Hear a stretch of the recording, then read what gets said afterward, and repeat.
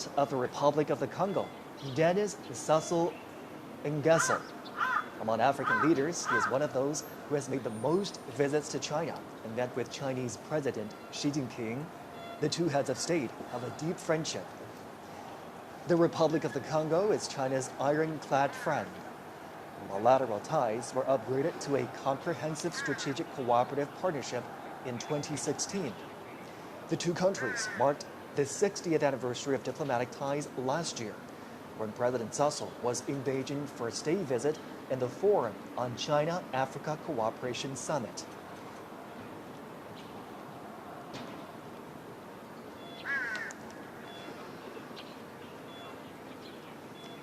Next, the King of Cambodia, Norodom Sihamoni. China and Cambodia have enjoyed long-standing friendship. The two peoples have interacted for their mutual benefit. This April, they elevated bilateral relations to an all-weather China-Cambodia community with a shared future in the new era. It's the first time China has upgraded ties with a Southeast Asian country to such a level. And walking on the red carpet are President of the Republic of Uzbekistan, Shavkat Mirziyoyev, and his wife. President Mirziyoyev has been to China many times. Friendly cooperation between the two peoples has been vigorous under the Silk Road spirit. And last year, China and Uzbekistan established an all-weather comprehensive strategic partnership in the new era. And they have announced to advance the building of a China-Uzbekistan community with a shared future. President of the Socialist Republic of Vietnam, Luong Quan. China and Vietnam share a long history. They are comrades and brothers. And the founding father of Vietnam, Ho Chi Minh, joined and supported the Chinese people's war of resistance against Japanese aggression in places such as Yan'an, Guilin, Chongqing, and Kunming. This year is the 75th anniversary of their diplomatic ties. It's also a year of cultural exchanges between the two sides. China and Vietnam have deepened their relations in recent years with frequent visits and contact between the leaders of the two countries.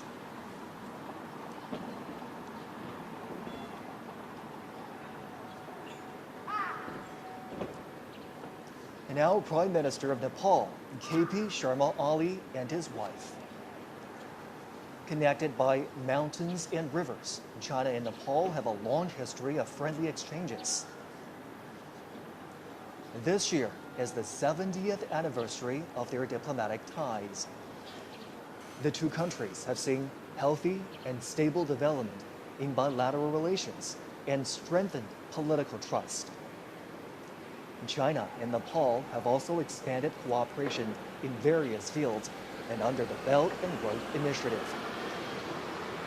In 2019, their relations were upgraded to a strategic partnership of cooperation featuring everlasting friendship for development and prosperity. And this partnership continues to deepen. Again, CGTN is bringing you live pictures from the heart of Beijing, the Duanmen Gate, which is to the north of the Forbidden City.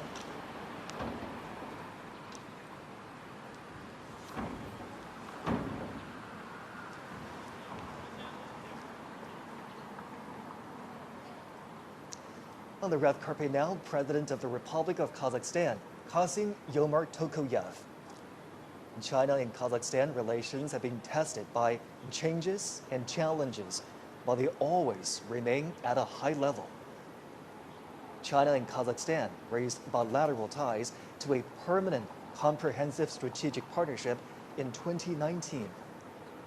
In 2022, they pledged to build a community with a shared future defined by lasting friendship, a high degree of mutual trust, and sharing weal and woe. In June, Chinese President Xi Jinping was in Kazakhstan for the second China-Central Asia Summit. There, the leaders agree to forge a China-Central Asia spirit of mutual respect, mutual trust, mutual benefit, and mutual assistance for the joint pursuit of modernization through high-quality development. The two countries have achieved milestones in educational, cultural, scientific, and technological cooperation. The two countries have 26 pairs of sister provinces and cities.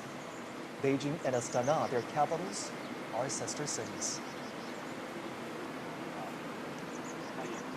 Next is the General Secretary of the Workers' Party of Korea and President of the State Affairs of the Democratic People's Republic of Korea, Kim Jong-un. China and the DPRK established diplomatic ties on October 6, 1949. The DPRK was one of the first to establish ties with the People's Republic of China. Linked by mountains and waters, China and the DPRK are friendly neighbors. This year also marks the 80th anniversary of Korea's liberation. The two peoples supported each other in hard times and through war. They jointly fought against Japanese aggression and made significant contributions to the World Anti-Fascist War and the cause of justice of humanity.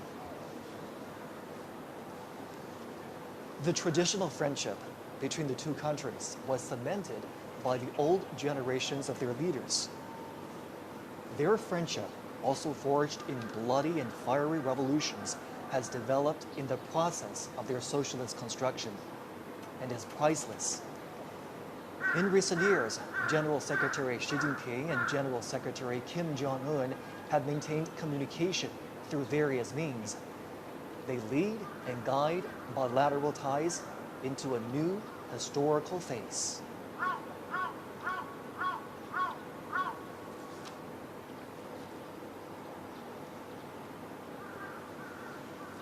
At the invitation of Chinese President Xi Jinping, dozens of heads of state and government will attend today's commemoration in Beijing. On September 3rd, China marks its V-Day. This is the 80th anniversary of the victory in the Chinese People's War of Resistance against Japanese aggression and the World Anti-Fascist War.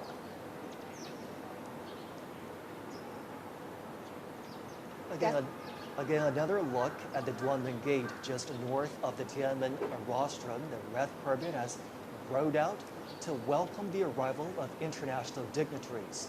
We've been tracking the arrival of heads of state and government for you right here on CGTN.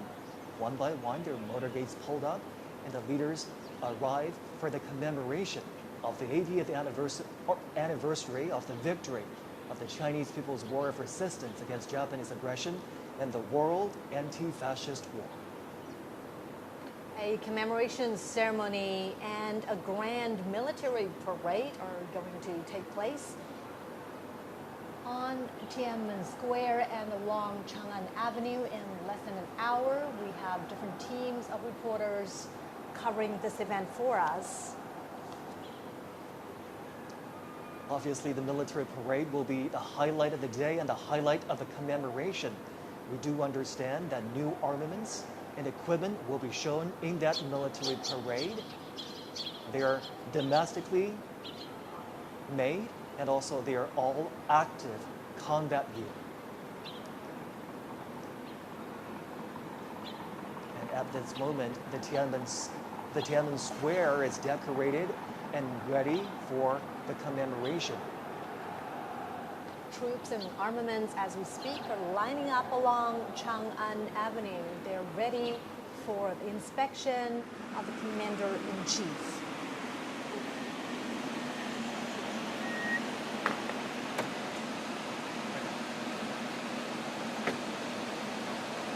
Motorcades carrying heads of state, international dignitaries are arriving here at the Duan Gate.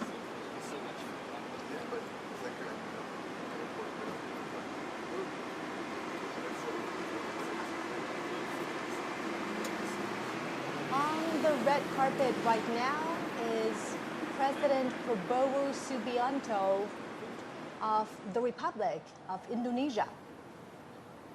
He arrived early this morning, and China welcomes his arrival. He's here at the invitation of Chinese President Xi Jinping. Now, under the strategic guidance of the two heads of state, China and Indonesia have opened a new chapter of jointly building a community with a shared future. During World War II, Chinese people living in Indonesia donated money and supplies. Many of them returned to China to join the resistance and became heroes. Renowned Chinese writer and anti-fascist intellectual Yu Dafu traveled to Southeast Asia to join the resistance. And he was killed in Sumatra, Indonesia. He wrote, "Our generation should sacrifice for the war of resistance." President Prabowo made a state visit to China soon after his presidential inauguration in 2024. China and Indonesia are traditional friends and neighbors. And it was in this year that China and Indonesia embarked on a new chapter of bilateral ties by building a community with a shared future.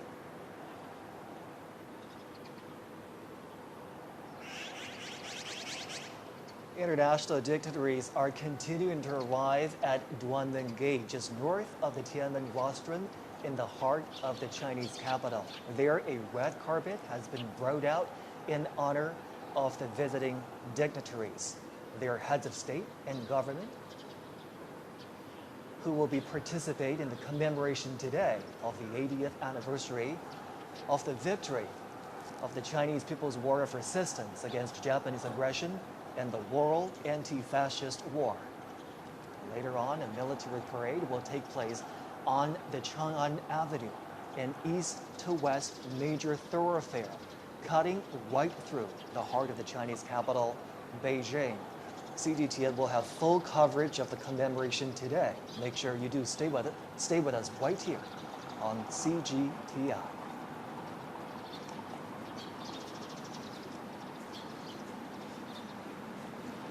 We've been tracking the arrival of international dignitaries right here on CGTN for you. They're now arriving at the Duanmen Gate, just north of the Tiananmen rostrum. A red carpet has been rolled out for them. That's right. And the Duanmen Gate is where this reception is taking place. We see another limousine.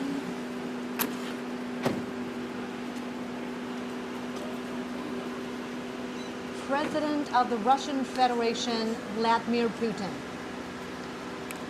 Putin has been to China many times since 2013, either for state visits or international conferences. Relations between China and Russia are at their historical best. Their ties are characterized by long-term friendly good neighborliness and mutually beneficial win-win cooperation. In the new era, China-Russia relations are more self-confident, firm, and resilient. From May 7th to 10th, President Xi Jinping made a state visit to Russia and attended commemorations in Moscow of the 80th anniversary of the victory of the Soviet Union's Great Patriotic War.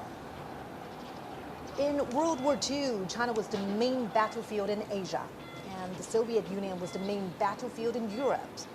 They were central to resistance and combat against Japanese militarism and Nazi Germany.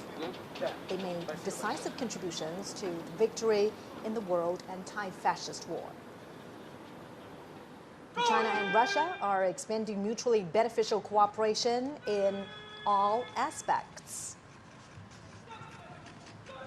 Bilateral trade has reached a high of over $244 billion last year. And China and Russia have active cultural exchanges and close cooperation at local levels. They have 168 pairs of sister provinces and cities, And there are also dozens of provincial level economic partnerships.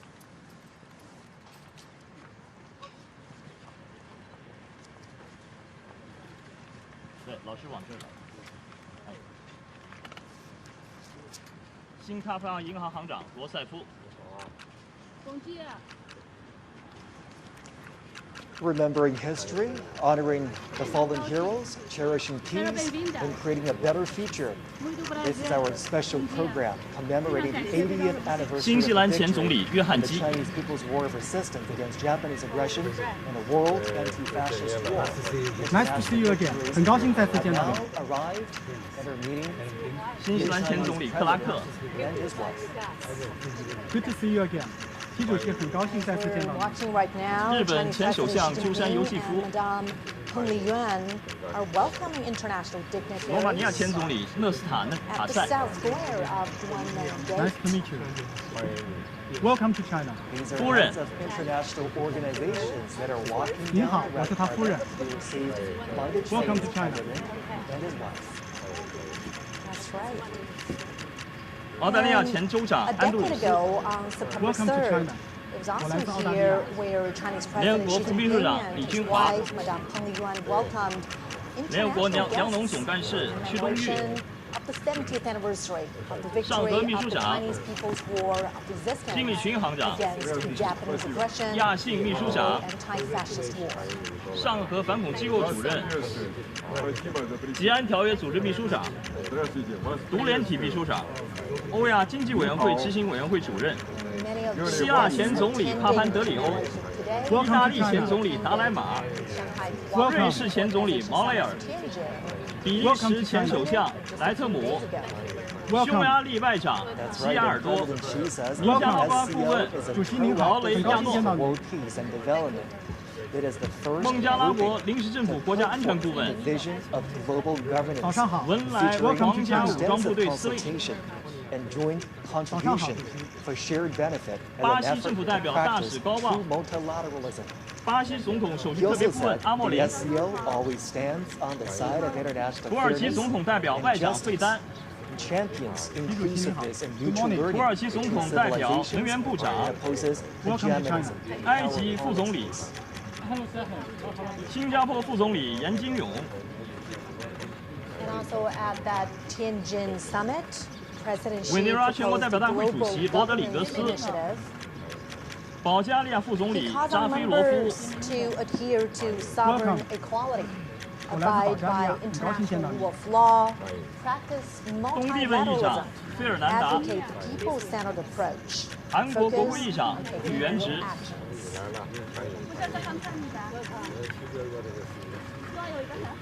The Chinese president and his wife greeting the 尼泊尔 international 总理 dignitaries 奥 that 利。 have arrived in 很高兴 Beijing 再 for 见。 the commemoration of the 80th 斯洛伐克总理 anniversary 菲佐。 of the victory of the Chinese People's War of Resistance against Good to see you Japanese again. aggression and the World 很高兴再次 Anti-Fascist 见到你 War.，祝贺。越南国家主席梁强。 We're watching live pictures from the heart of Beijing, the Duanmen 伊朗总统 Gate 及女儿。 of the Forbidden City. Dozens 米昂莱代总统。 state leaders of international organizations 阿塞拜疆总统和夫人。 on the red carpet. And in about half an 马尔代 hour, 夫总统。 the commemoration ceremony Welcome will to China. begin 很高兴再次见到你。武契奇总统和夫人。 As part of this commemoration, a grand military parade will also take place. 蒙古总统和夫人。 Armaments are standing by ready along Chang'an Avenue as we speak. 津巴布韦总统姆南加古瓦。 Welcome to China. 很高兴再次见到你。刚果布总统萨苏。哈萨克斯坦总统托卡耶夫。 Early morning in Beijing, Xi 印尼 Jinping 总 is 统普拉博沃。 broadcasting live to a global audience. Thank you for being here. 亚美尼亚总理及夫人。 西哈莫尼 President 国王 is saying to his guests, welcome, welcome. 米尔基耶夫总统和夫人。昨天的会见非常好。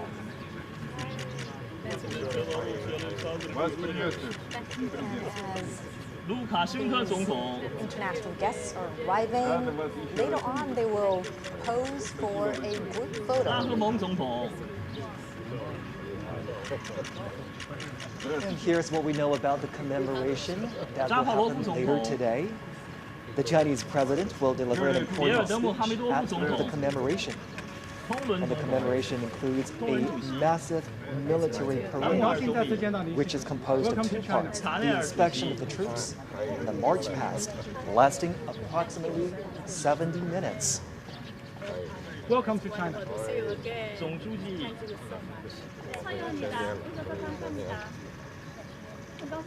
The Chinese president and his wife welcoming guests arriving for the commemoration. And now they're walking towards a group photo where the arriving international dignitaries will take a group photo together with the Chinese president. We are certainly marking a significant anniversary today on September 3rd. China is commemorating the 80th anniversary of the victory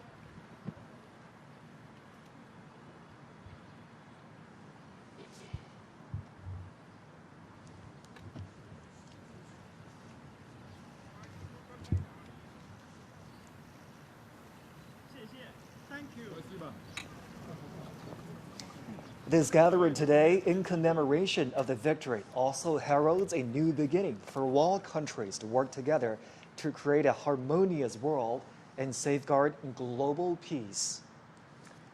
Well, as you can see right there, front and center on this gate is the character Duan Men. The Chinese character Duan also conveys righteousness, which is consistent with the message of safeguarding international justice. The leaders are now walking together towards the Tiananmen rostrum. It's a short walk from the Duanmen Gate we've been telling you about, which stands just north of the Tiananmen rostrum, to the rostrum itself. And Zhongxi, you know, for many foreign leaders who have visited China before, the Tiananmen rostrum, or the Forbidden City, is a familiar sight. Many of them have been here before to the Forbidden City. However, this gathering here today holds a special significance. Absolutely. The Tiananmen rostrum sits right in the heart of the Chinese capital, with viewing platforms that can overlook the Tiananmen Square. The leaders will be walking towards the rostrum. They will ascend to the viewing platform on the rostrum and view the military parade together. Now, as they walk on the red carpet to make their way to the top of the Tiananmen rostrum, a little bit of background information about the structure. It was built as a ceremonial gate to the imperial city in the Ming Dynasty. It's witnessed ties of Chinese history in the past 6 centuries. And in 1937, Tiananmen Square witnessed the fall of Peking. In October 1945, Japanese invaders in North China officially surrendered at the square of the Hall of Supreme Harmony in the Forbidden City.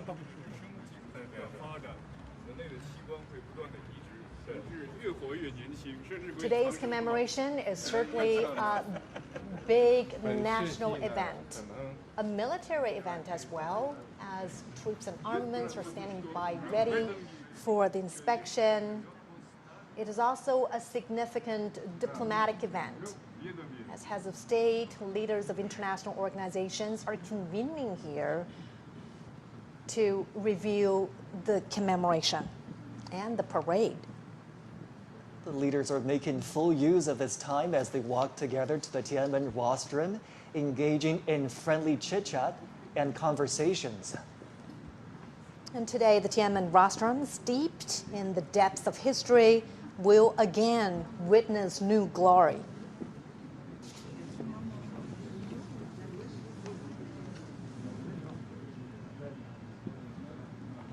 It is a pretty long walk to ascend to the top of the Tiananmen rostrum.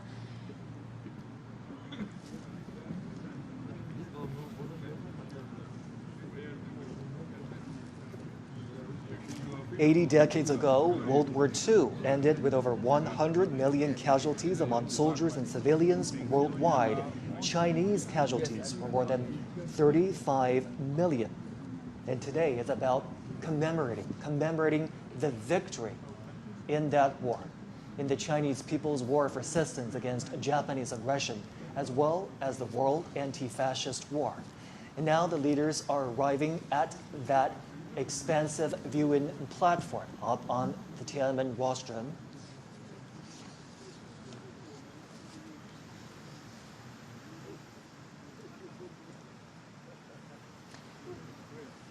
And we understand that some of the veterans of the War of Resistance were given their own viewing spots on top of the Tiananmen rostrum. Crowds are welcoming China's top leader, as well as international dignitaries. We are seeing veterans sitting there, and President Xi Jinping and international dignitaries are shaking hands with a 99-year-old veteran, 100-year-old veteran from the 8th Route Army, 94-year-old veteran from the 8th Route Army, 102-year-old veteran from the new 8th Route Army, and from South China Guerrilla Force, 100-year-old veteran from the Kuomintang.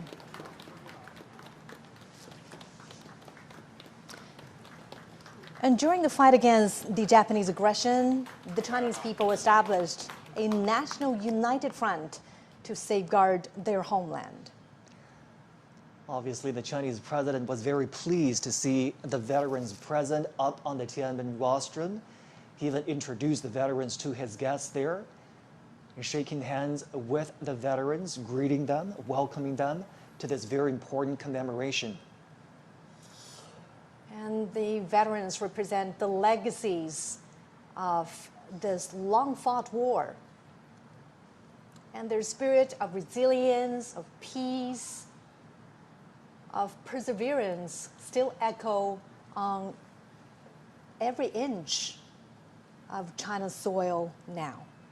It's certainly a very heartwarming scene there to have the veterans seated up on the Tiananmen rostrum. They are the real heroes and role models, and they motivate us to keep pushing forward. The victory of the Chinese People's War of Resistance against Japanese aggression is a glory shared by the Chinese nation and also people worldwide who stand for justice. Professor Gao, Mr. Zhou, let's bring you in for this part. Obviously, the veterans are seated, out there on the Tiananmen rostrum so that they have an opportunity to participate in the commemoration today. What do you make of that arrangement, Professor Gao? Well, I think this is really the right thing to do because they fought against the Japanese aggressors. They shed their blood, and they have always been honored by the People's Republic, by the Chinese people, and now they are in the center of this reviewing process of the parade to commemorate the 80th year anniversary of the victory against Japanese aggression. And I think we all hail them as the real heroes, defending China's sovereignty and territorial integrity and fighting off the Japanese aggressors. Real heroes and real witnesses, not only to the atrocities of the war, but more importantly to the final victory. And we're so happy that they get to see the commemoration today. Mr. Zhou, your thoughts? Well, I think I can't agree more with Victor Gao about the importance of having these veterans standing on Tiananmen Square.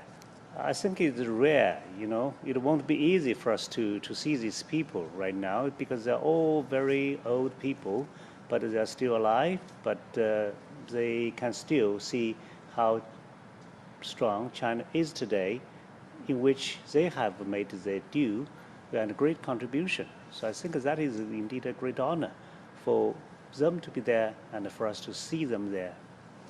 Now, many of these veterans fought under extremely harsh conditions: poverty, famine, the lack of military resources. What does their perseverance teach us about the spirits of, resilience and courage? And, besides honoring them in events like this, what more could we do, Professor Gao, to really weave their legacies more into everyday life? I think these veterans, 80 years ago, or more than 80 years ago, fought against Japanese aggressors not only as soldiers, but they were true representatives of the Chinese nation, true representative of the Chinese culture and the Chinese civilization. In their bodies, I can see the most splendid and the glorious part of the Chinese civilization. So they became the epitome of the Chinese nation. They became the epitome of the Chinese civilization. And by shedding blood for their own motherland, by fighting off foreign aggressors, they set an example for the future generation. So now we honor them as our national hero, and the younger generation draw inspiration from these veterans and learn lessons from them, and we become redoubled in our commitment to defending peace and defending China and defending the Chinese culture and ultimately the Chinese civilization. Obviously, we're commemorating this day. We're inviting veterans up on the Tiananmen rostrum to carry on the spirit of the war of resistance against the Japanese aggression. Mr. Zhou, how do we do that? How do we make sure that the spirit of perseverance, the spirit of never surrender, the spirit of defending your motherland lives on in today's world? Well, these people are actually old soldiers, right? And old soldiers never die. So what they have left us are actually a litany of fine traditions. But if you look at the PLA today, you would find it so interesting to see that how small they were at that time and how ill-equipped they were at that time. But on the contrary, today, China is almost the opposite, right? China is having the largest armed force in the world, and in a moment we're going to see all the modern weaponry and combat platforms. But still, this kind of fine traditions are basically in the heart and in the blood of our modern-day soldiers, because that's really, really matter, for us if you are going to another war. So you have to think of where you come from, right? And what kind of traditions are already placed in you. So these people basically are the very sources of a fine tradition. How can remembering their sacrifices and contributions inspire values that are still relevant today? Professor Gao. Well, I think they are the true Chinese nationals and our heroes. But allow me to mention, behind these veterans, I also see those who fell on the battleground, who really sacrificed their lives for the Chinese nation. So I think we not only see these veterans who are the true representative of those heroes fighting against Japanese aggressors, but they are also representatives of all the millions of the Chinese soldiers who shed their blood, who sacrificed their life, and they too become the national heroes for the current generation of the Chinese nation and the future generations. And I think by honoring them, we honor ourselves, we honor our national history and our Chinese civilization, and we honor peace. That is the most important thing. We talked about international solidarity towards ending the Second World War, and the international solidarity is also present today with the turnout of those international dignitaries that have arrived in Beijing. You're looking at live pictures of the Tiananmen Square that's fully decorated for the commemoration today. There are the year-marking installations that show the years 1945 and 2025.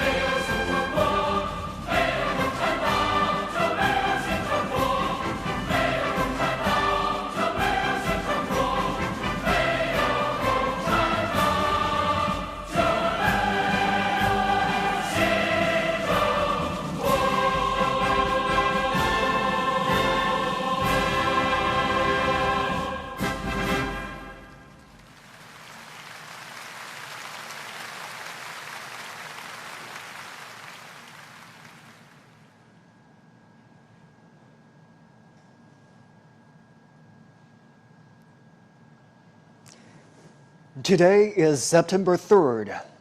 In the capital, Beijing, the commemoration of the 80th anniversary of the victory of the Chinese People's War of Resistance against Japanese aggression in the World Anti-Fascist War will begin soon. CGTN is broadcasting the commemoration live to global audiences.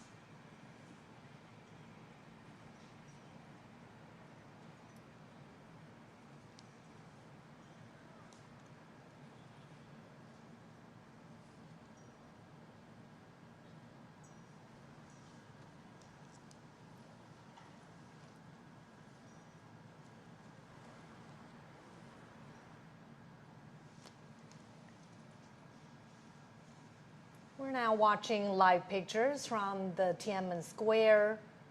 The commemoration is going to begin in just a moment.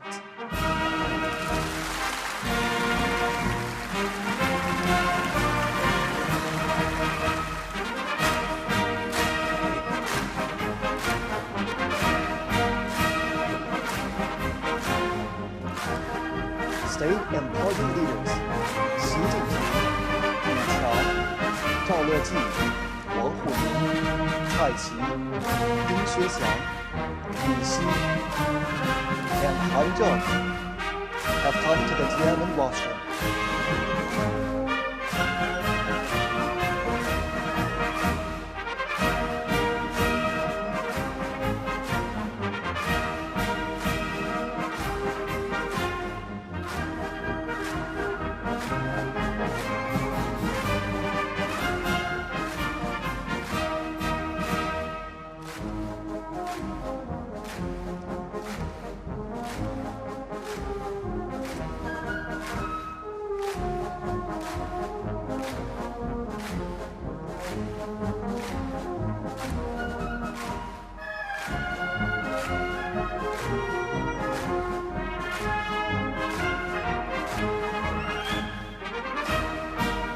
Dozens of foreign politicians and dignitaries attend the ceremony at the invitation.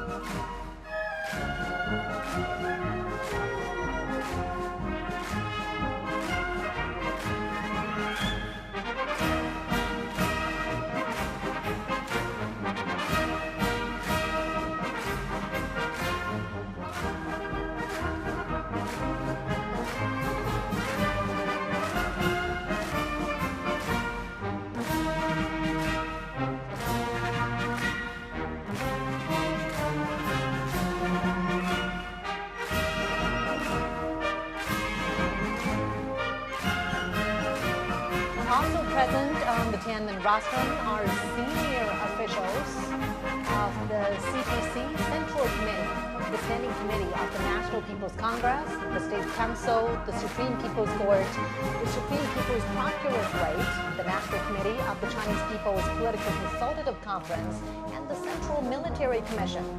Retired leaders of the party and the state, some veteran soldiers who participated in the War of Resistance, representatives of Kuomintang veteran soldiers who had fought the Japanese aggression, family members of Kuomintang high-ranking officers who had died in the War of Resistance, representatives of those who received awards for their service, and representatives of Hong Kong, Macau, and Taiwan compatriots, as well as overseas Chinese, are also present on the Tiananmen rostrum.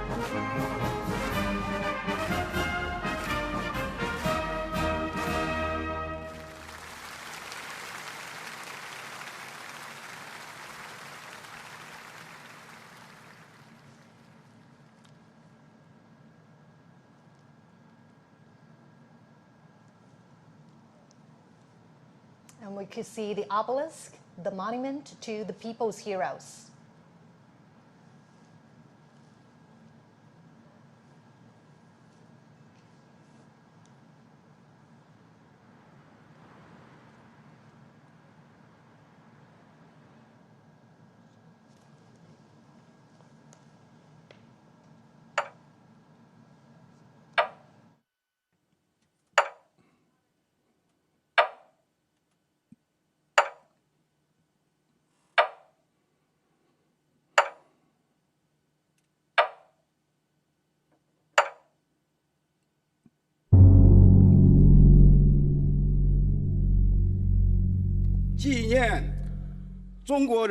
The commemoration of the 80th anniversary of the victory of the Chinese People's War of Resistance against Japanese aggression and the World Anti-Fascist War now begins.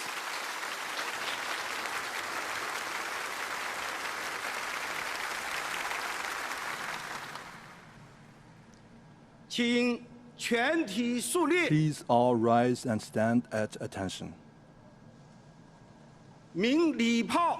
Fire the gun salute.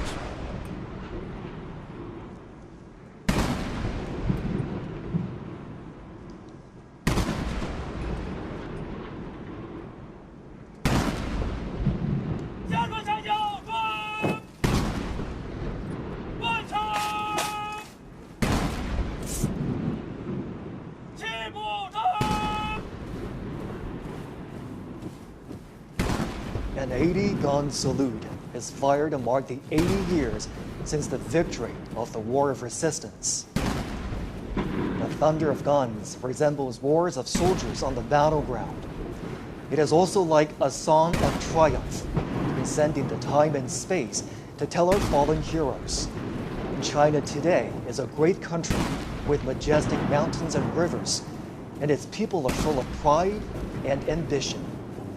Great changes have taken place over the 80 years from 1945 to 2025. Today, China is safeguarding world peace and contributing to the progress of human civilization with fearless strength and determination.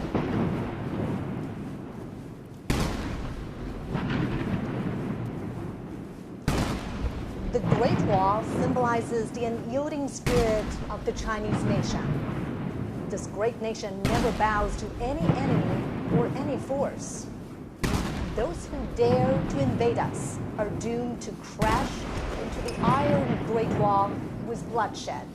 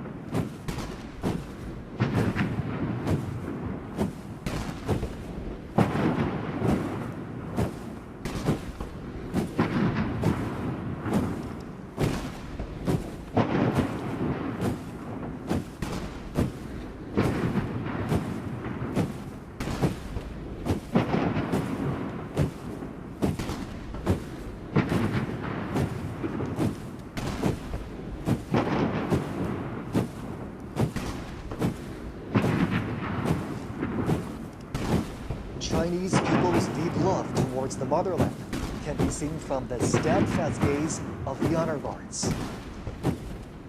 When their patriotism erupts like a volcano, there will be no insurmountable hurdles or unachievable feats for them.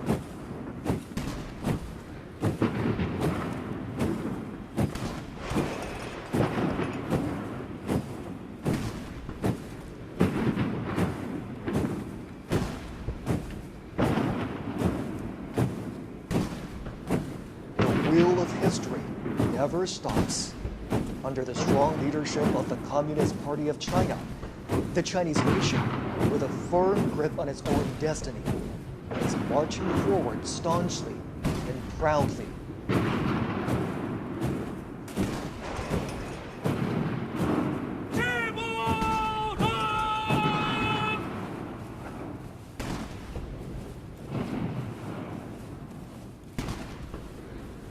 From the monument of the people's heroes to the national flagpole, and from the great victory to the great rejuvenation, the Chinese nation has walked a long way of innumerable difficulties and hardships. This is a road to national independence and people's liberation. It is also a road to national dignity, prosperity, and strength, and a road to Chinese modernization and a global community with a shared future.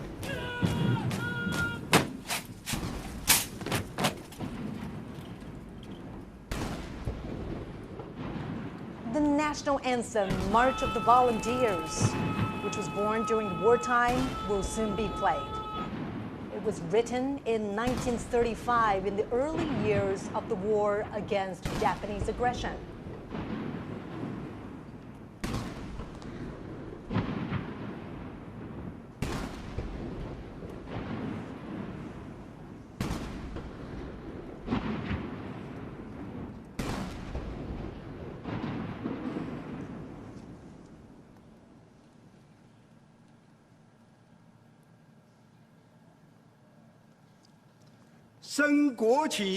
Raise the national flag and sing the national anthem.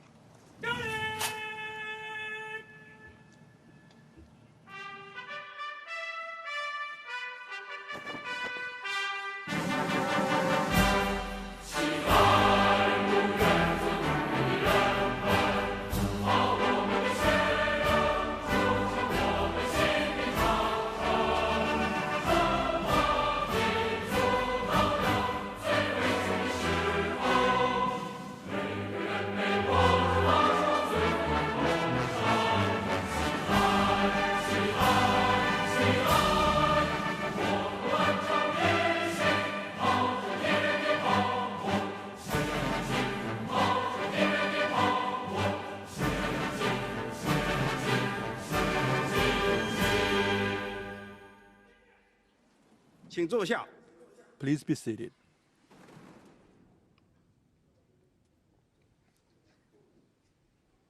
I invite General Secretary of the CPC Central Committee, President of the People's Republic of China, and Chairman of the Central Military Commission, Comrade Xi Jinping, to deliver an important speech.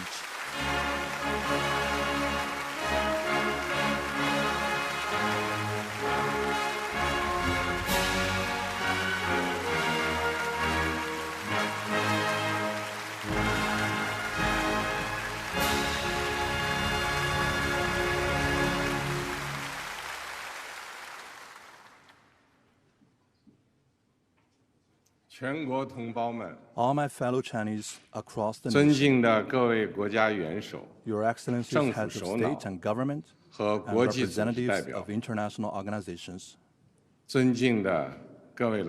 distinguished guests, all officers and soldiers participating in the parade, comrades and friends.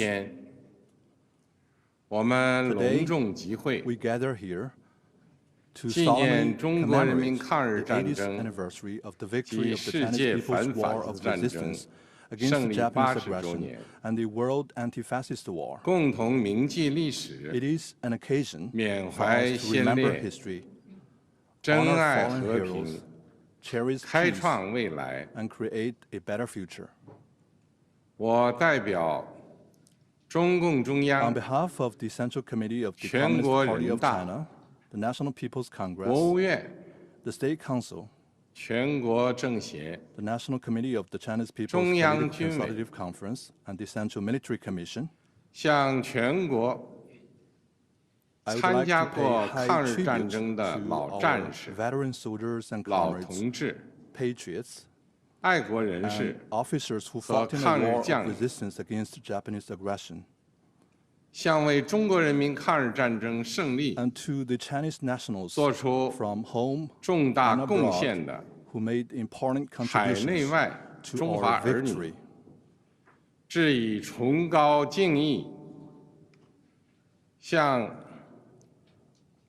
I would also like to express my sincere thanks to 的外国政 foreign 府 governments 和国 and 际友 friends 人 that 表 supported 示 and 衷心 assisted 感 the 谢 Chinese people in resisting aggression. 向参加今天大会的 I 各国 also 来 extend 宾 a warm welcome 表 to 示 our guests 热烈 from 欢 around the 迎 world who are with us today.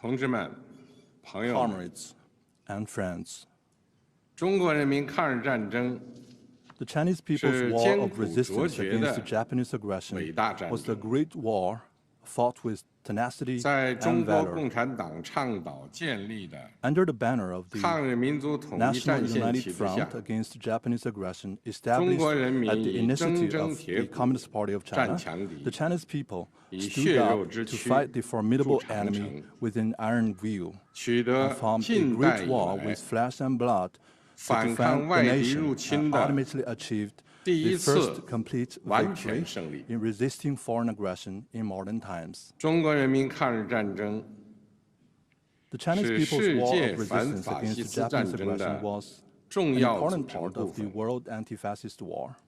中国人民以巨大的 With huge 民族 national 牺牲， sacrifice, the Chinese people 为拯救 made 人类文 major 明、 contributions 保 to 卫 saving 世界 human 和平 civilization and 做出 safeguarding 了 world 重大 peace. 贡献。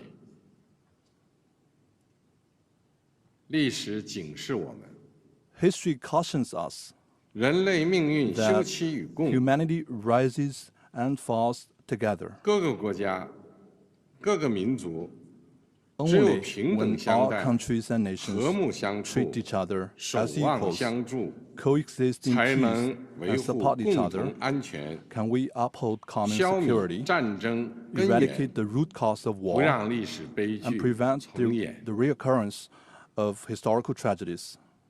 同志们、朋友们， Comrades and friends, 中华民族是不畏强暴 the，Chinese nation is the 自立 great 自 nation 强 that 的 is 伟大 never 民族。 intimidated by any bullies 当年 and always values 面对 independence 正 and 义与 forges 邪 ahead. 恶、光 In 明 the 与 past, 黑 when 暗、 faced with critical struggles 进 between 步与 good and 反动 evil, 的 light and 生死 darkness, 较量， progress and reaction, the Chinese 中 people 国人民同仇 rallied 敌忾， together to defy 奋起 the 反 enemy. 抗，为国家生存而战， They fought for the 为 survival 民 of the 族复 country, 兴而战， for the rejuvenation 为 of the 人 Chinese 类正 nation, 义而 and 战。 for justice of the whole humanity.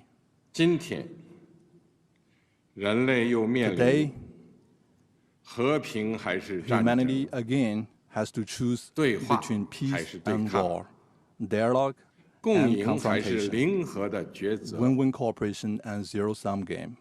中国人民坚定站在历史 The 正确 Chinese 一边 people，firmly stand 站 on 在 the right 人类 side 文 of 明 history 进步 and the 一边， progress of human civilization. 坚持走和平发展道 We 路， will remain committed to the path 与 of 各国 peaceful 人民 development 携手 and 构 join 建 hands with all 人类 peoples 命 around the 运共 world 同体 in。building a community with a shared future for humanity.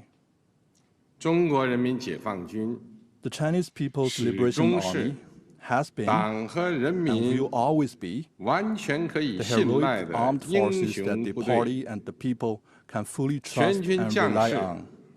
要忠实履行神圣 All 职 service 责， members should 加快 faithfully 建设 perform their 世界 sacred 一 duties, 流军队， speed up the building of a 坚决维 world-class 护 military, 国家主 and 权、 firmly 统 safeguard 一， China's 领 sovereignty, 土完整 unity,，and territorial integrity. 为实现中华民族伟大 All 复兴 service members should 提 provide 供战略支 strategic 撑， support for the great 为 rejuvenation of the 世界 Chinese 和平 nation 与发 and make 展 greater 做 contributions 出 to the 更大 peace 贡 and 献。 development of the world.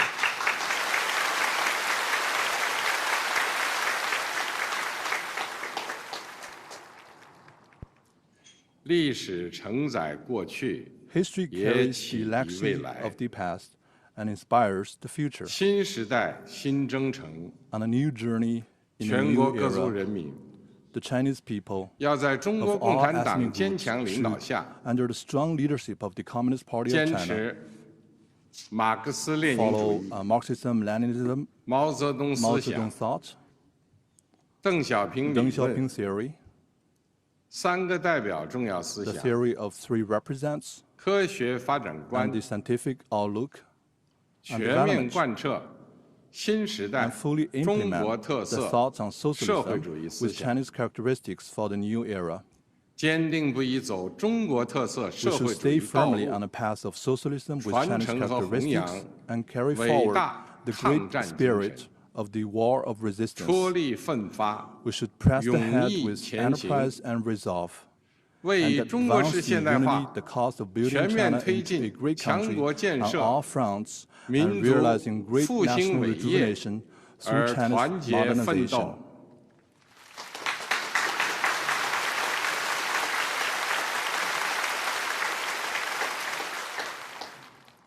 中华民族伟大复兴势 The 不可 great 挡， rejuvenation of the Chinese 人类 nation 和 is 平与发展的 irresistible. 崇高 The 事 noble 业 cause of peace 必 and 将胜 development 利。 of humanity will prevail.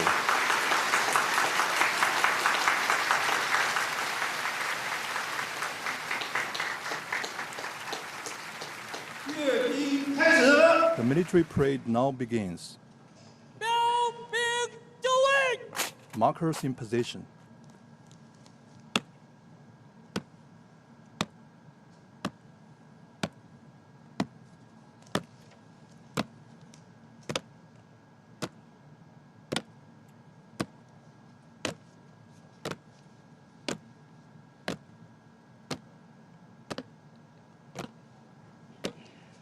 The parade guards mark positions and boundaries at the parade ground. 60 soldiers will line up in front of the eastern and western ornament columns on the Tiananmen Square.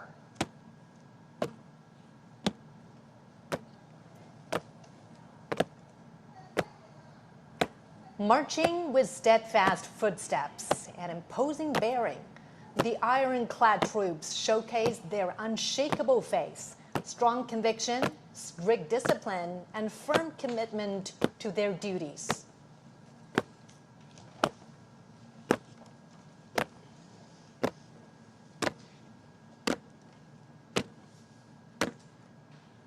Standing firm on the ground of the motherland and bearing the hope of the Chinese nation, the heroic People's Liberation Army has forged ahead dauntlessly throughout wars, achieving great historic feats for the party and the people.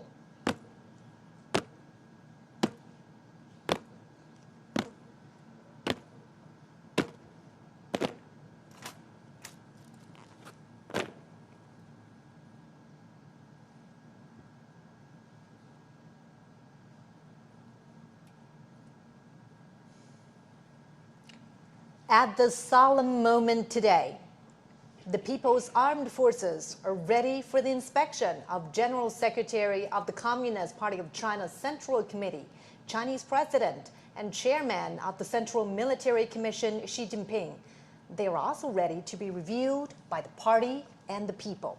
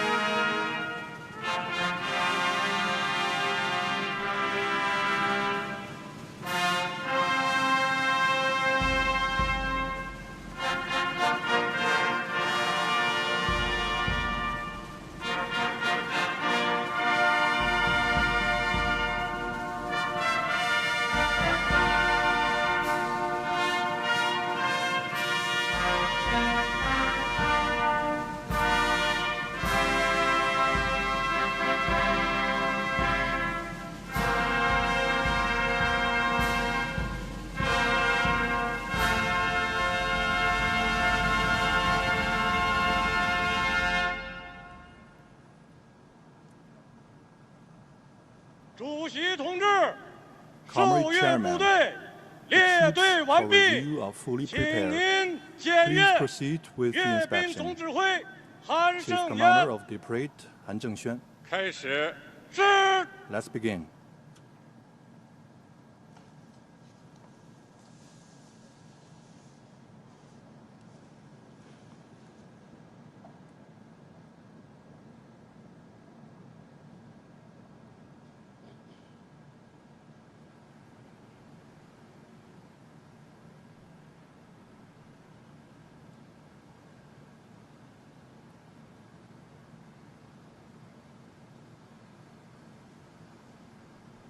Next, President Xi will pay an eye salute to the party national and military flags.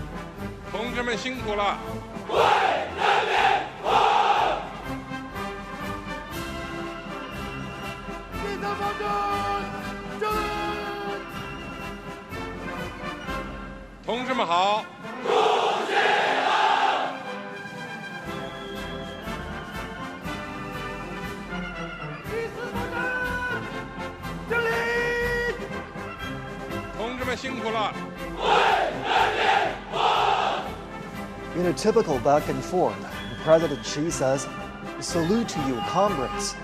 And the soldiers reply, "Hail to Chairman." The president then says, "Comrades, thank you for your hard work." To which the soldiers reply, "We serve the people."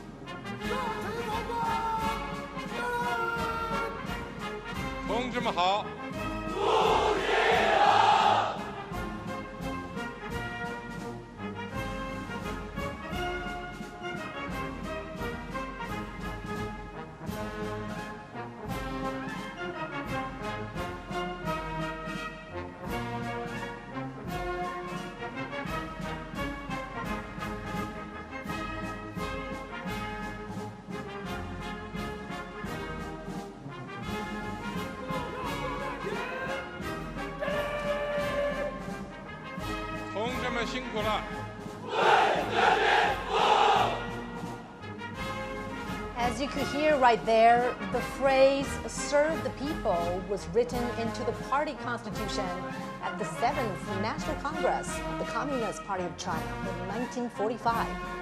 Serving the people wholeheartedly was established as the fundamental principle of the party and the People's Liberation Army.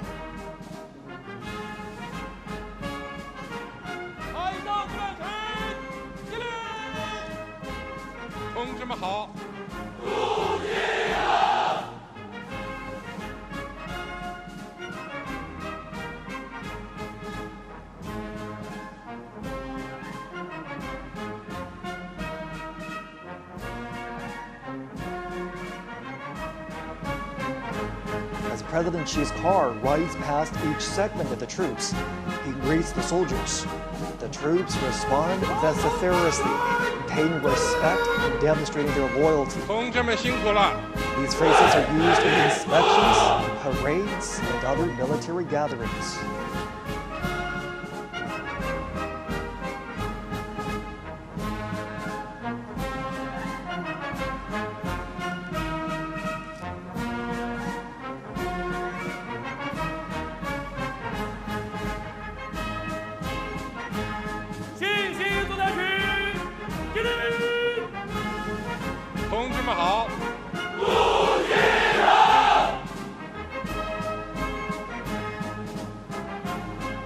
The PLA views itself not only as the defender of national sovereignty, but as an integral part of society with a direct responsibility to safeguard people's well-being.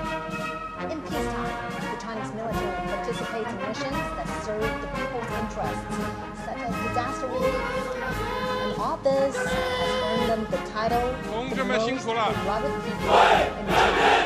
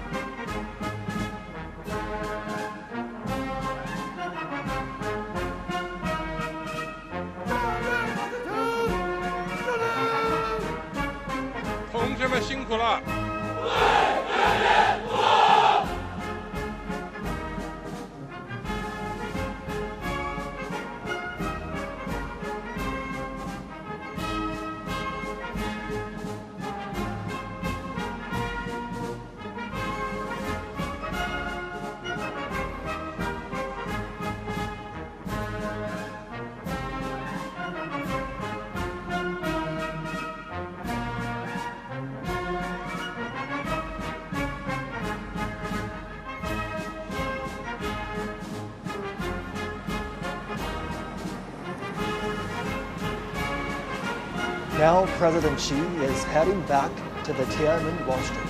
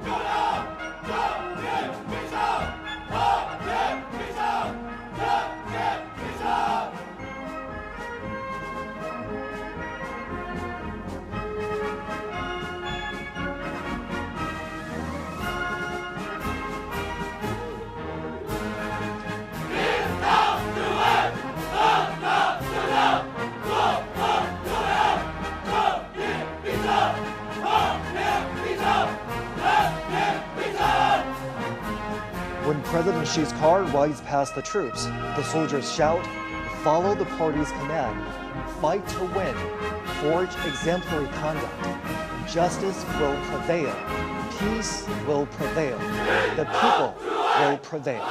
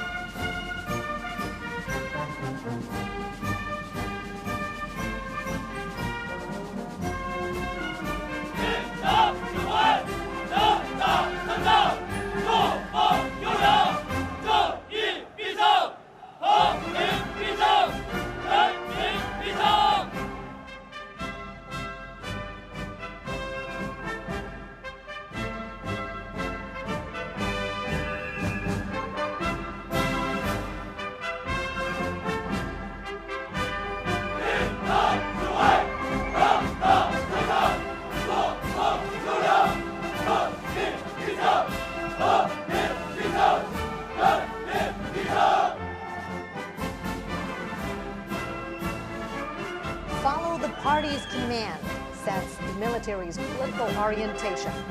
Fighting to win is the basic function of the military, and the fundamental objective is development. Forging exemplary conduct demonstrates the Army's nature and principle.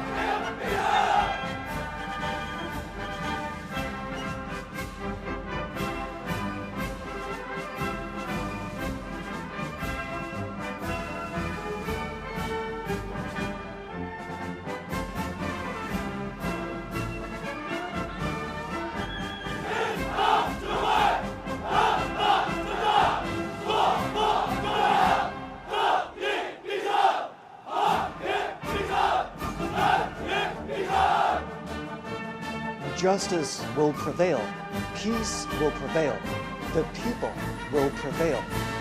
These three phrases were the closing lines in President Xi's speech 10 years ago, when the country marked the 70th anniversary of the victory of Chinese People's War of Resistance against Japanese aggression and the World Anti-Fascist War.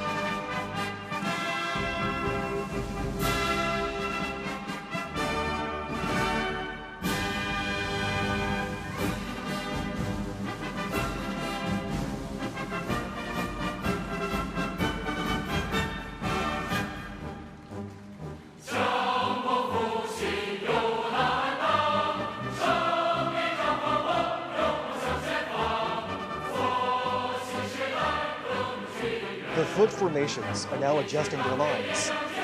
Vehicles and armaments are lining up. They will soon march to the Tiananmen rostrum.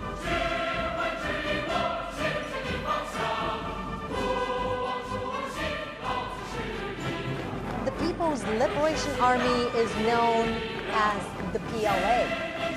In 1927, its frontrunners were founded by the Communist Party of China. It was originally called the Chinese Workers and Peasants Red Army. This year marks the 98th anniversary of the founding of the PLA.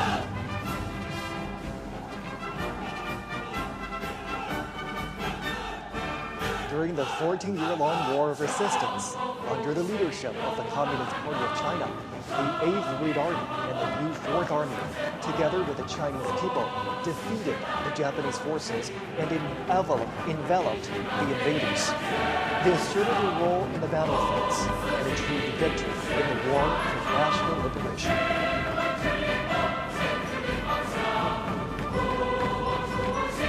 Since the founding of the People's Republic of China in 1949, the PLA has often undertaken the tasks of national defense, socialist construction, while transforming itself into a more revolutionary and modernized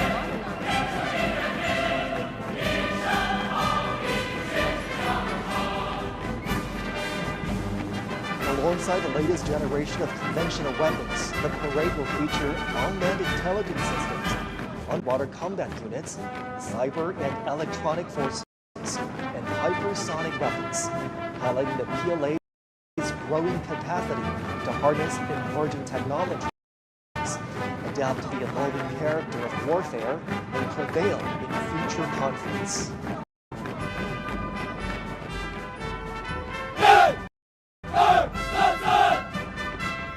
Just as China's weaponry has seen remarkable evolution over the years, the Chinese military has also continuously strengthened itself by reinforcing the primacy of political guidance and advancing comprehensive reforms.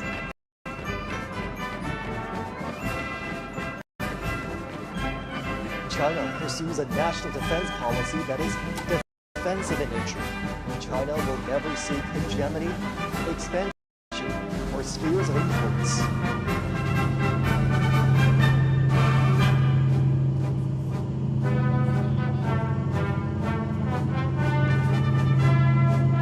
Today, the PLA protects China and its people while making significant contributions to safeguarding world peace.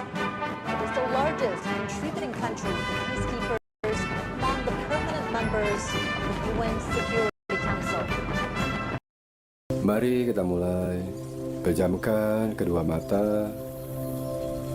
Beras pandan, sirup nanas, dan mie instan.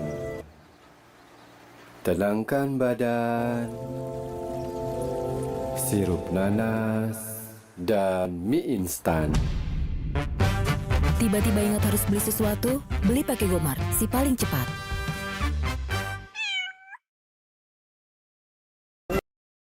PLA by 2027. Realize the modernization of national defense and the armed forces by 2035 and fully build the military into a world-class one by 2050.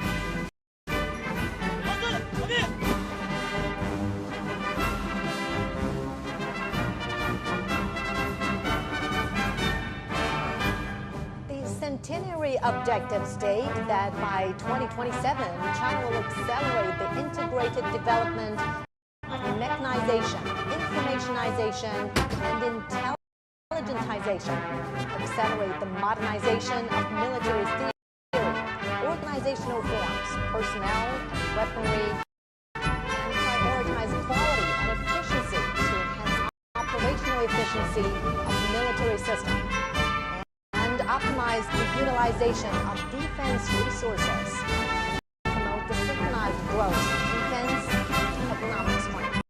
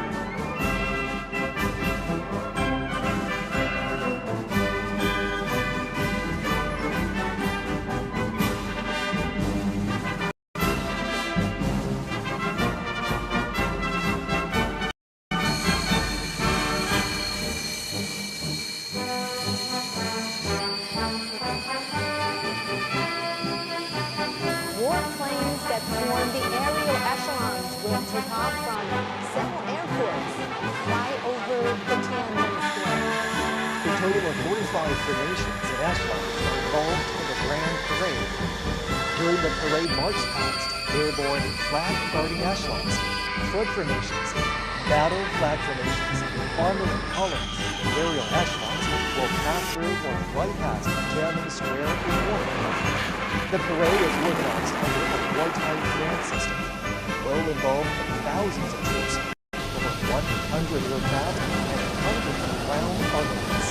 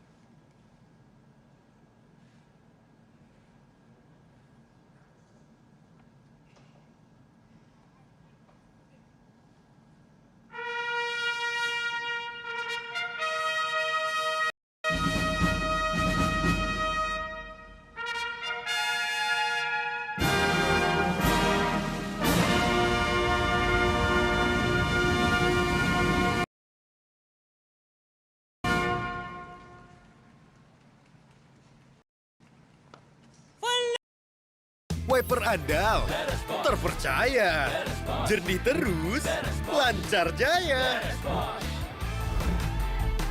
Mau wiper kepercayaan jutaan pengendara? Beres, bos. The march past begins with the airborne flag guard echelon. Accompanied by the impassioned military music, the flag of the CPC, the national flag of the People's Republic of China, and the flag of the People's Liberation Army are fluttering high in the air. 26 helicopters form huge numerical shapes of 8 and 0. 3 helicopters were bearing the banners that read, "Justice will prevail, peace will prevail, the people will prevail." These messages are great truths inspired by history, a solemn proclamation of the right course, and clarion call in an era of peace and development. The Chinese nation always cherishes peace and takes side with historical correctness, fairness, and justice. The people's military will always be that iron law, defending national sovereignty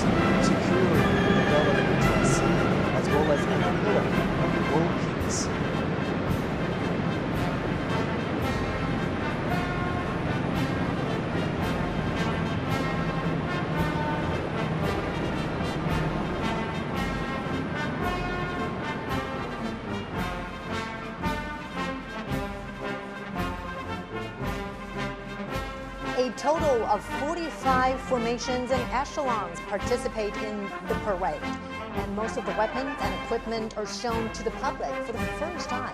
It not only embodies the continuation of the heroic armed forces during the War of Resistance, but also demonstrates the new look of the people's military in the new era with enhanced political awareness and its new structure and force composition, new progress and modernization, and new achievements in enhancing combat readiness.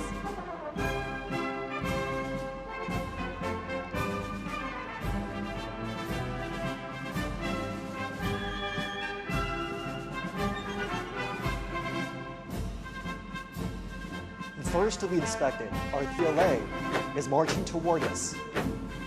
The People's Armed TLA is marching toward us.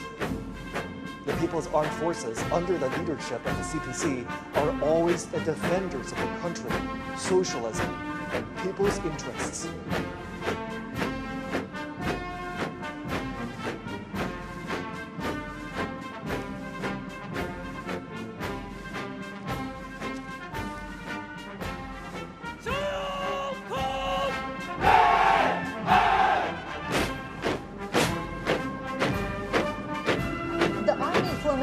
Is marching towards us as the earliest armed forces established and led by the party. The PLA army fought the enemies fearlessly and achieved immortal feats through countless battles. In the new era, the army is transforming itself fast to operate in multiple domains.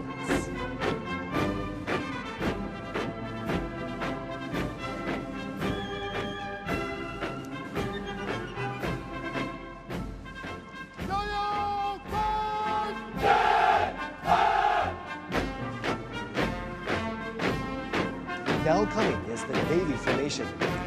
Breaking the waves and navigating to the deep blue, the PLA Navy has comprehensively strengthened its maritime deterrent and combat capabilities to safeguard peace and stability at the sea, moving fast to become a world-class naval force.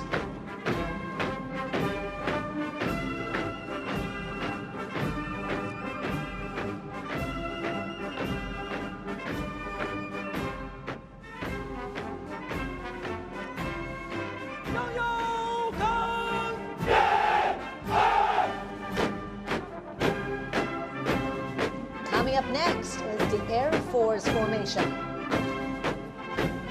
Building a strong Air Force has been the unremitting pursuit of the party and the people. Taking off in times of wars and sharpening its edge through battles, the PLA Air Force is making great strides towards integrating air and space capabilities and coordinating offensive and defensive operations.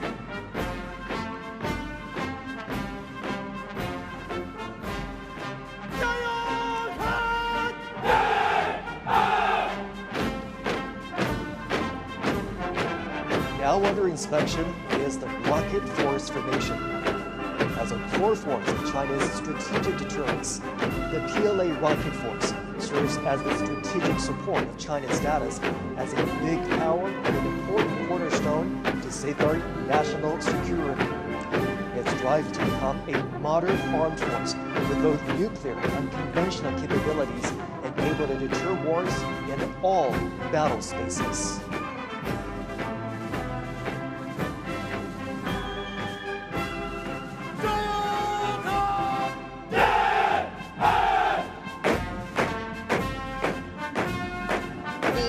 Space Force formation is making their debut in the parade. As a new domain, new quality force advocating peaceful utilization of space, the PLA Aerospace Force safeguards the lasting peace and common security of space and offers strategic support for bringing a great power in aerospace.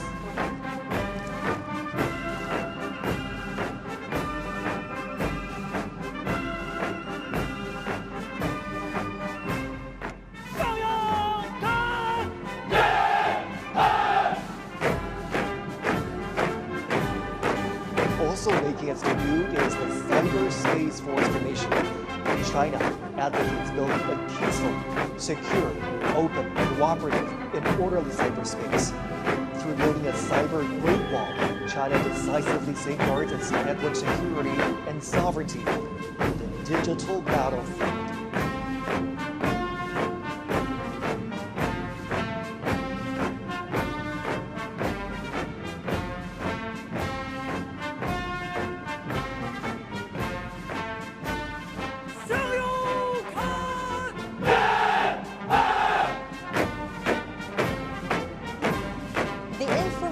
Support Force formation is also making its debut at the Tiananmen Square. As a brand new strategic arm, the PLA Information Support Force is capable of capturing information heights, strives for innovation and development, and provides support to win informationized and intelligent wars in multiple domains.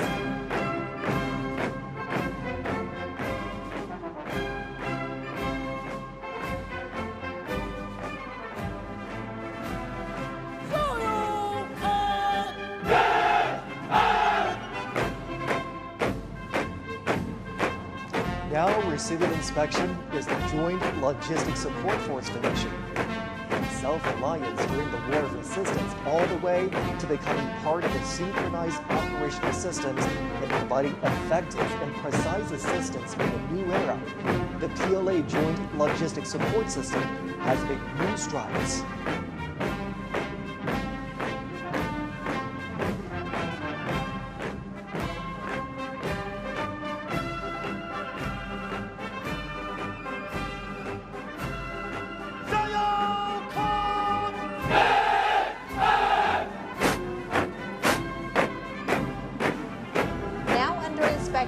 Is the Armed Police Force formation. From metropolises to remote coastal areas, the People's Armed Police Force, either performing regular duties, handling emergencies, or engaging in rescue operations, is dedicated to safeguarding national security and social stability and ensuring people's well-being. Distinguished by its versatility and effectiveness in maintaining stability, the Armed Police Force is always a loyal guard of the party and the people.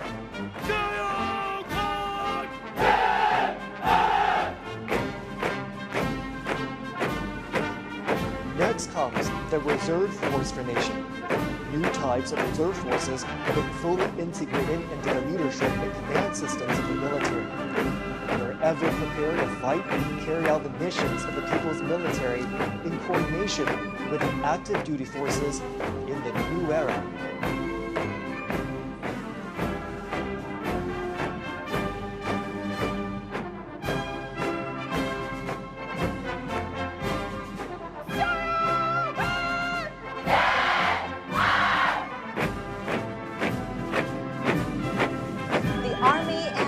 Are the foundation of victory.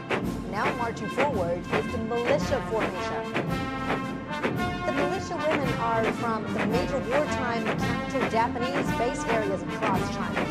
During the War of Resistance, Chinese people, regardless of their gender or ages, acted as one in safeguarding their homes. The red genes have passed on from one generation to another. In the new era, the militia forces provide backup services during peaceful time. China has been contributing to maintaining world peace. The peacekeeping force formation is marching towards us. China is the largest troop contributing country for peacekeeping among the permanent members of the UN Security Council.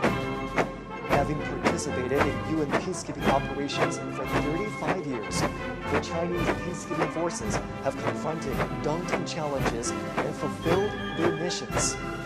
The forces have guarded world peace without hesitating to sacrifice their lives, demonstrated through their action how China assumes its responsibility as a major power, making great contributions to building a community with a shared future for humanity.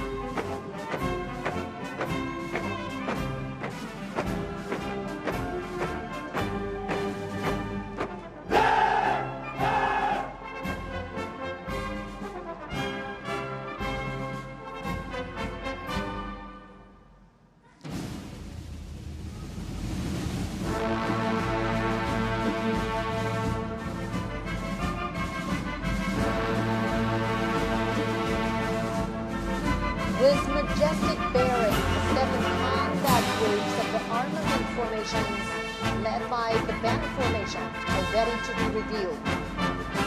Was utilizing inferior weapons during the War of Resistance, the PLA has accelerated to develop new weapons, including massively deployed killer heavyweight weapons, thus being better equipped to deter enemies and win the war.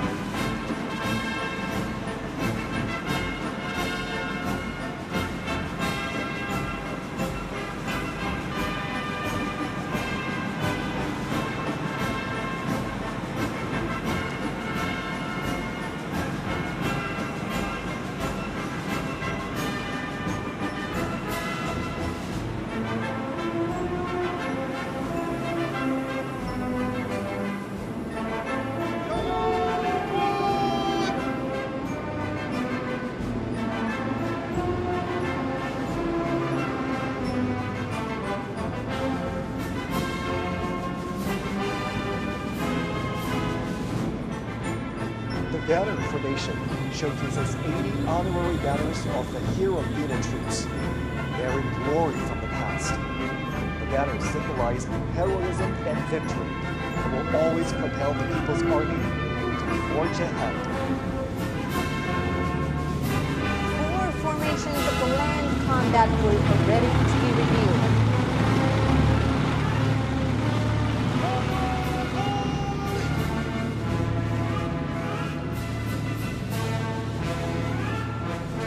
Marching towards us is the ground assault formation, grouped in an arrow-shaped array.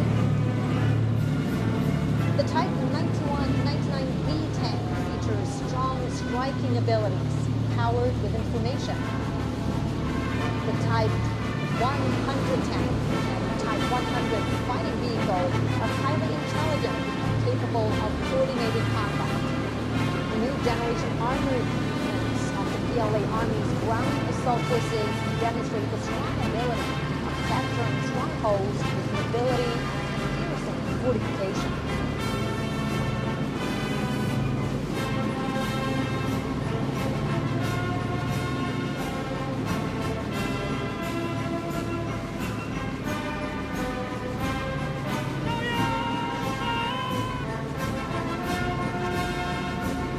Coming up next is the amphibious assault vehicle formation, made up of amphibious wheeled armored assault vehicles, infantry fighting vehicles, and self-propelled howitzers.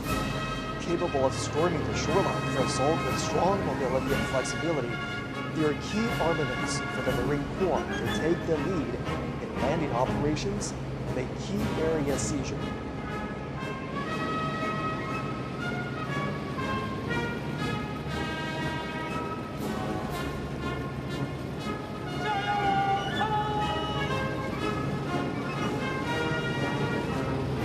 Marching towards us is the imposing airborne assault formation.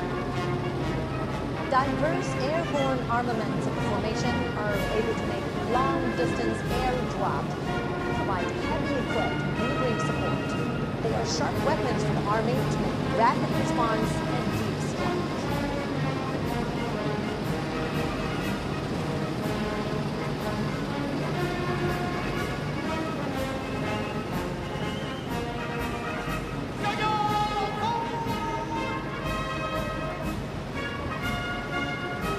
Marching forward is the formation of long-range artillery for subjugation and precision strike. The 2 types of 191 box-shaped rocket artilleries are capable of making strike and providing support, expanding the Army's capability in terrestrial battle.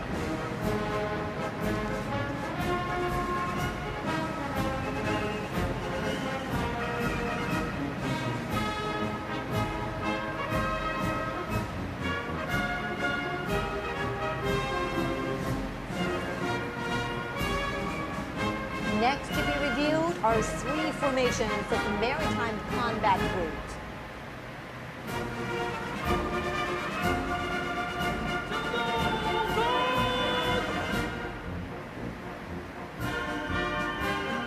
First comes the carrier-based air defense weapon formation.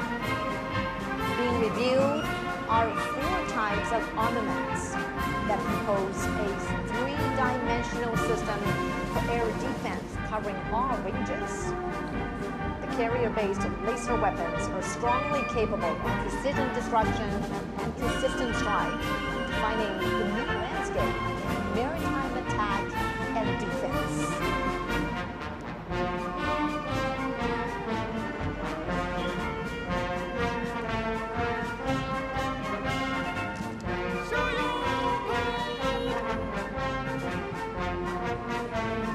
The anti-ship missile formation consists of NG-15 missile, NG-19, NG-17, and NG-20 hypersonic missiles.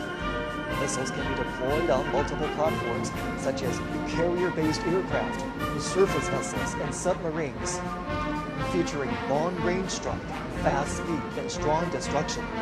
They're sharp weapons for striking enemies on the sea.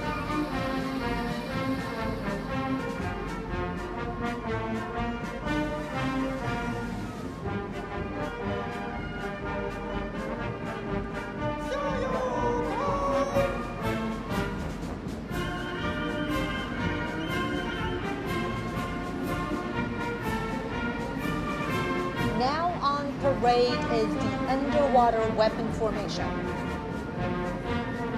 Light and heavy torpedoes, as well as torpedoes propelled by rockets, are able to strike vessels and destroy undersea targets. The new special-purpose naval mines can autonomously identify and attack targets. They are key forces for guarding strongholds and making waves in naval warfare.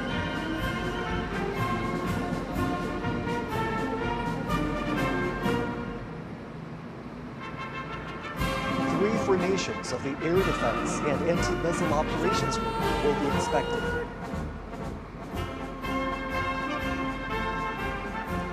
Here comes the Early Warning Detection Formation. The four types of weapons that are being inspected are all new generations of domestically made, highly mobile radar. In grid coordination, they can detect stealth aircraft and ballistic missiles far and near. They provide early warning for the country's airspace and aerial security.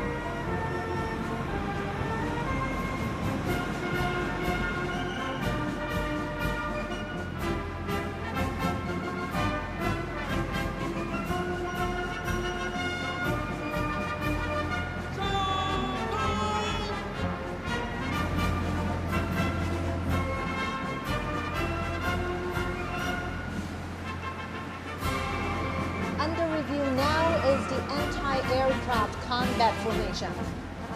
It's a heroic unit which has accomplished glorious wartime feats. 6 types of ground-to-air missiles, including HT-20, HT-19, and HT-29, are now being made public at Tiananmen. They can carry out multi-range and multi-layered anti-ballistic defense, capable of fighting against all range threats from the air.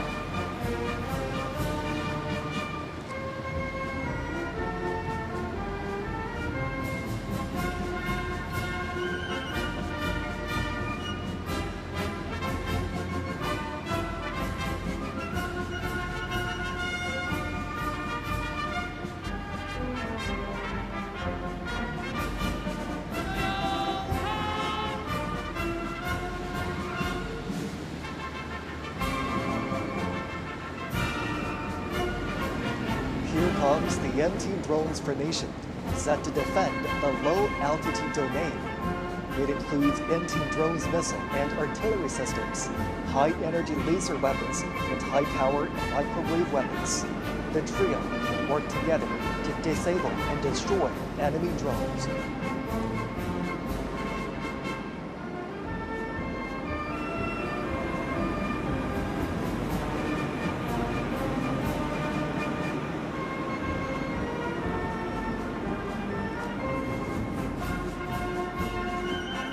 Next to be reviewed is the Information Warfare Group, which consists of 3 formations.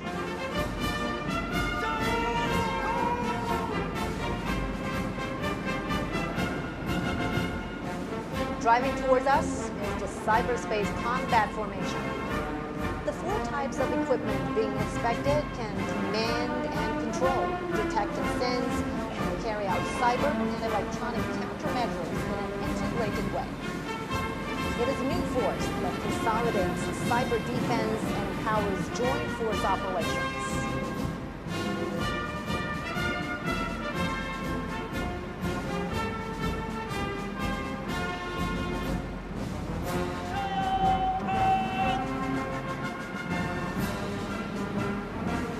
Here comes the electronic countermeasure formation. 5 types of their key equipment are displayed. They can detect and monitor all frequencies and subdue the enemy forces precisely. They are capable of aerial and space countermeasures and disconnecting the enemy networks. They are a crucial force in securing victory on joint multi-domain battlefields.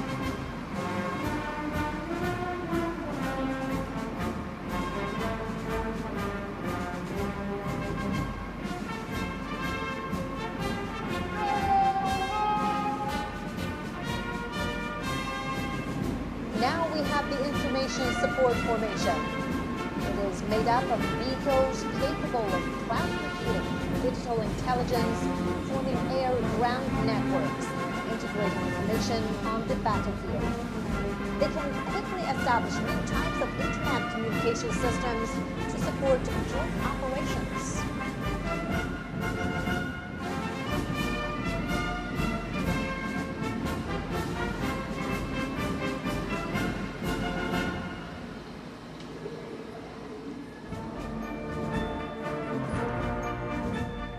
Next to be inspected is the unmanned combat group, consisting of 3 formations.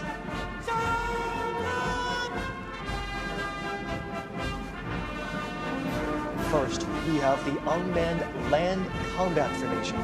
These unmanned vehicles can carry out various tasks such as reconnaissance, assaults, mine and bomb defusing and removal, and SWAT assistance. They can be operated remotely and are able to move independently, work flexibly in groups, and make intelligent maneuvers.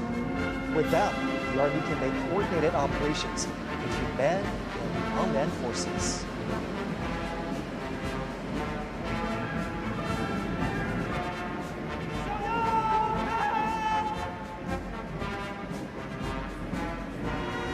Now approaching is the Unmanned Maritime Combat Formation.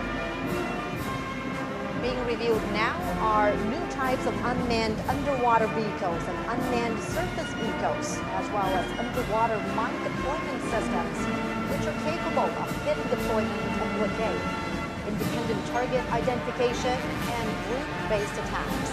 They are extraordinary weaponry to win maritime combat.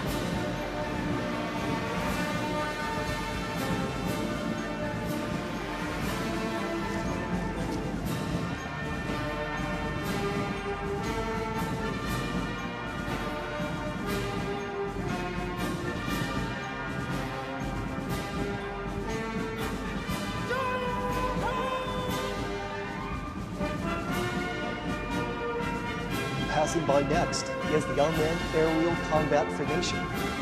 The new models of weaponry include reconnaissance and strike drones, unmanned wing planes, unmanned air domination planes, and unmanned aircraft carrier-borne helicopters. Covering a wide range of space, they can attack in a way that is difficult to be detected and can automatically coordinate with one another, creating a new model of future-oriented aerial combat scenario.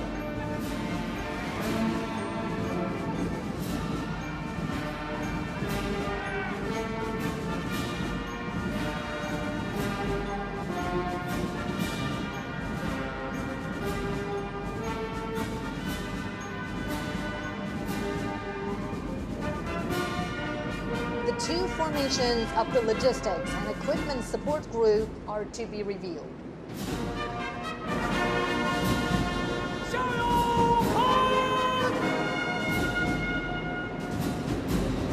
The Logistics Support Formation consists of field ambulances, field hospital installations, fuel transport and refueling vehicles, and field hot meal providing system. They have greatly enhanced modern logistics support for the troops.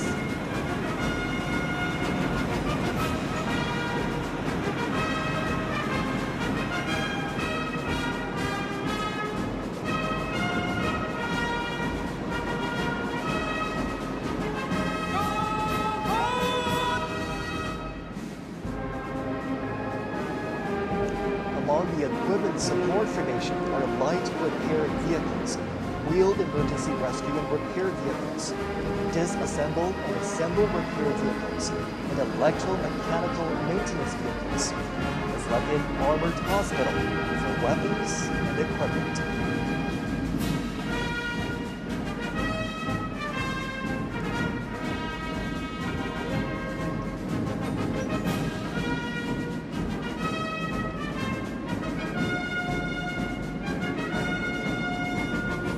Next to be inspected is the Strategic Strike Group, consisting of 4 formations.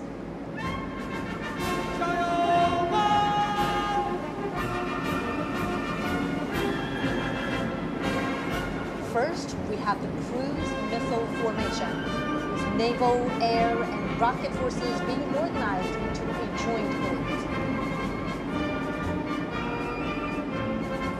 The Changjian 20A UD-18C Changjian 1000 missiles implement long-range precision strikes, creating multi-domain deterrence.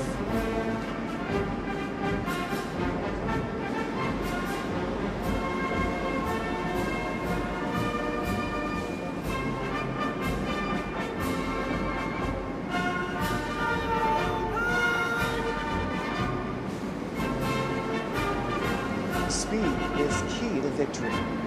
Now we have the hypersonic missile formation.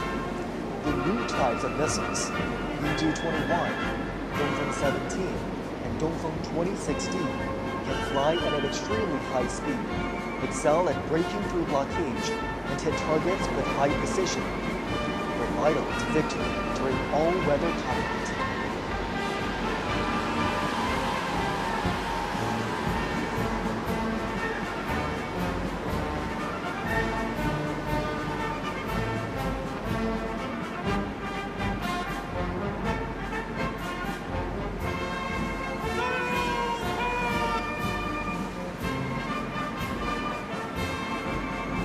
Coming up next for inspection is the first nuclear missiles formation. The heavyweight weapons in the group include Jinglei-1 air-based long-range missile, Julang-3 submarine-based intercontinental missile, Dongfeng 61 land-based intercontinental missile, and the new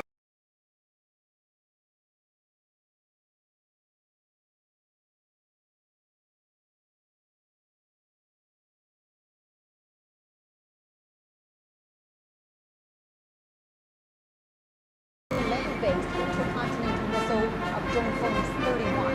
It's the first time the China showcases its nuclear force land, sea, and air together. They are mighty strategic deterrents to safeguard national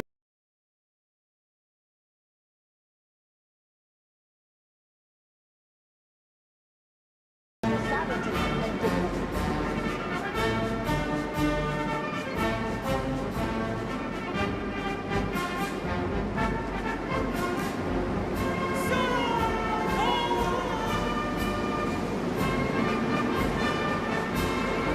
Now coming to us is the second nuclear missiles formation. The Dongfeng 5C liquid intercontinental strategic nuclear missile can strike any target around the world with its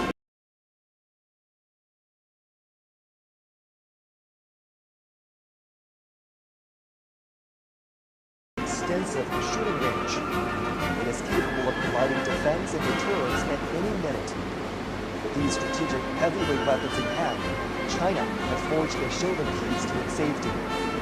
The People's Military are loyally fulfilling their duties to safeguard the nation and its people, as well as world peace.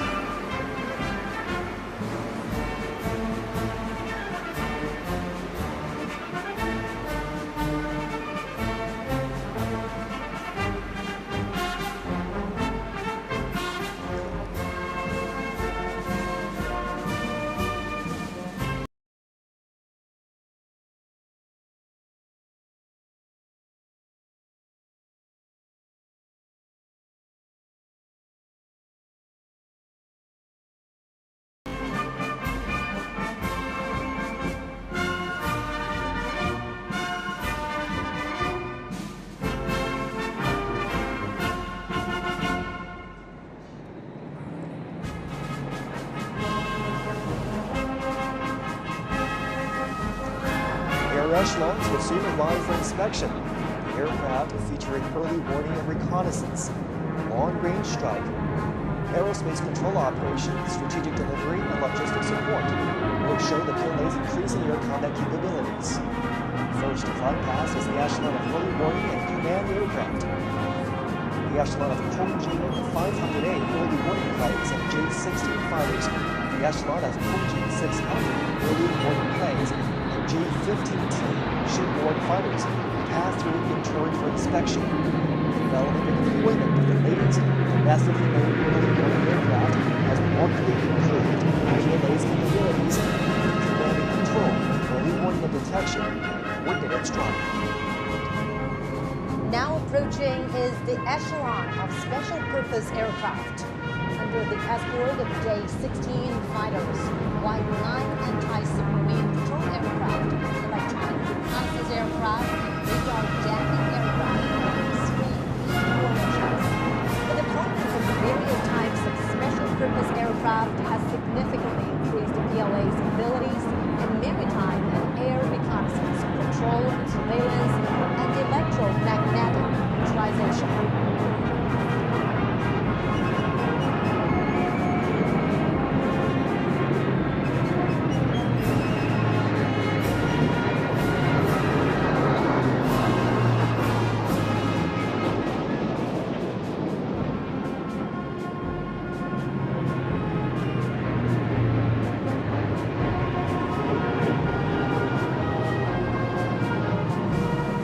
Closely following is the echelon of transport aircraft.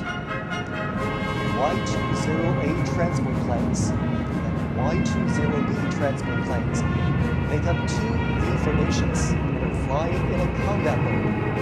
New type multifunctional transport aircraft equipped with new domestically made engines feature long flight range, high loading capacity, and high speed. With the capacity of long-distance strategic delivery, they have carried out multiple major missions at home and abroad.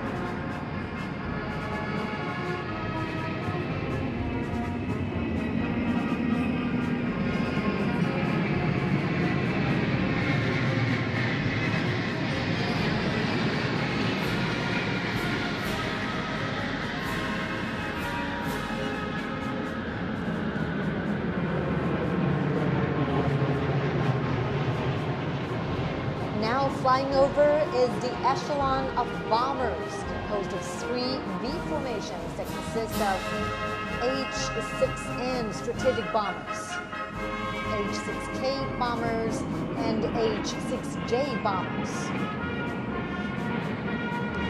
As a major force in long-range strike, the aircraft were capable of long-distance range, patrol in a large area, and attacks outside its defense zone.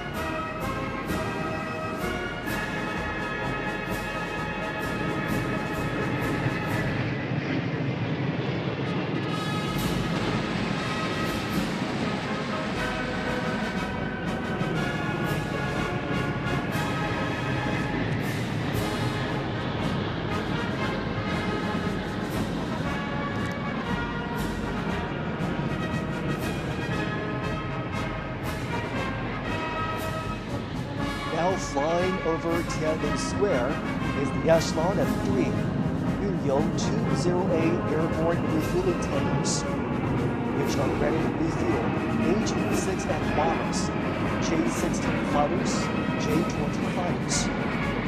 The deployment of domestically made refueling tankers has enabled China's fighter planes to operate long-distance flights.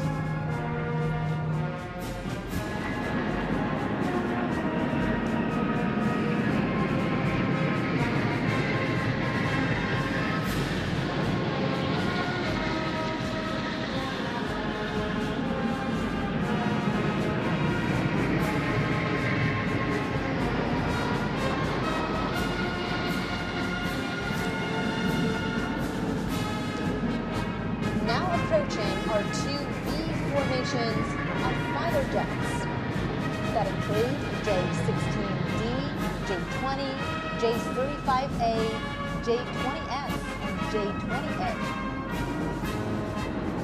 With the fielding of multiple new types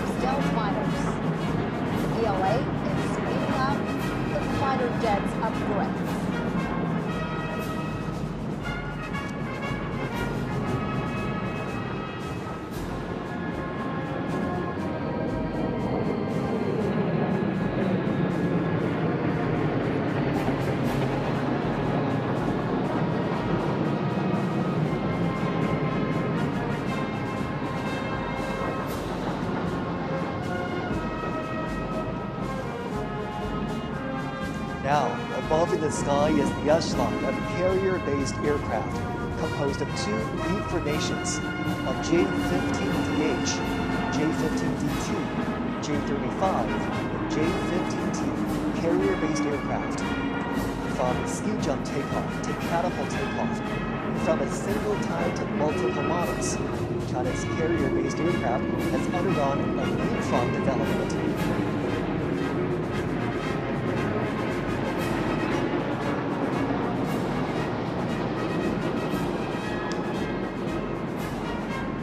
Last flying past is the echelon of trainer aircraft.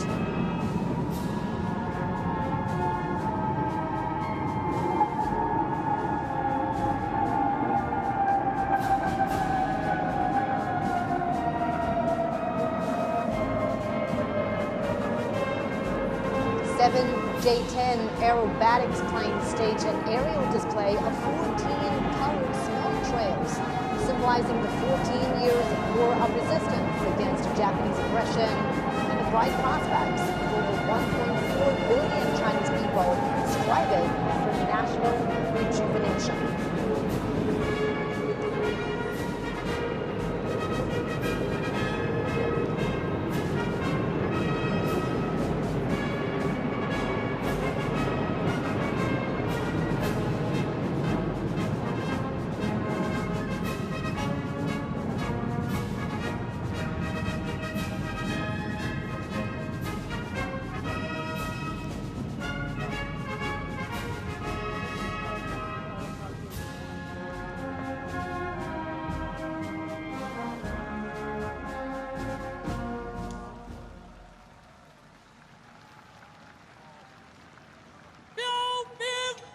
All markers fall out.